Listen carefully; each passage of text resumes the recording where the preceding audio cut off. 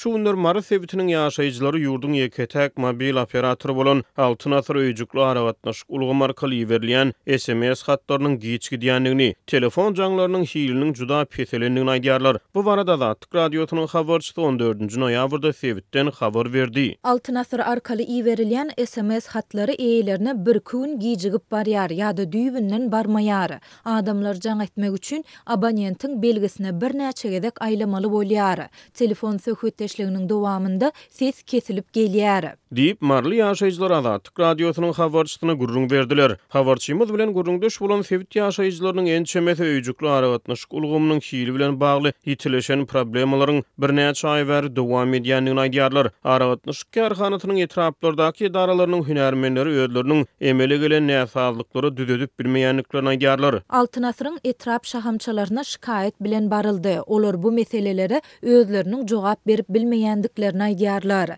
Merkezden çözülýär diýip jogap berýärler. Diýip Azatlyk radiosynyň habarçysy sebit ýaşaýjylarynyň sözlerini getirýär. Tamasel Suwdan şanly Altyn asr ýapyk görnüşli paýdarlar jemgyýeti Türkmenistanyň ýeketäk mobil operatory bolup kampaniýa 2004-nji ýylda esaslandyryldy. Türkmen medeniýeti dürli çeşmelere salgylanyp kampaniýanyň 3,17 million abonentiniň bardygyny aýdýar. Ýöne kampaniýa özüniň resmi web sahypasyna abonentleriniň sany barada maglumat bermeýär. Yerli ulanyjylar öňden bäri öýjükli aragatnaşyk karhanasynyň hyzmatlarynyň pesilinden şikayet edip gelýärler. Ýöne şeýle şikayetler soňky wagtlarda hasy ýygjamlaşdy. Müňlerçe adam Altyn asr ulgamynyň yaramaz işinden şikayet edýär. Ýöne Türkmenistanda başga öýjükli aragatnaşyk karhanasy bolman soň hiç kimiň saýlamagy hukugy ýok. Diňe Altyn asr ulanyp bolýar, ýogsa-da hiç zat ulanyp bolmaýar. Diýip bir yerli hünärmen ýaňy ýakyn Azatlyk radiosyna maglumat berdi. Azatlyk radiosy Türkmenistanyň öýjükli aragatnaşyk hyzmatlarynyň hiliniň yaramazlaşmagy bilen bagly maglumatlar boýunça Altyn asr karhanasynyň tesbir alyp bilmedi. Hasada Russiýanyň mobil telesistemleri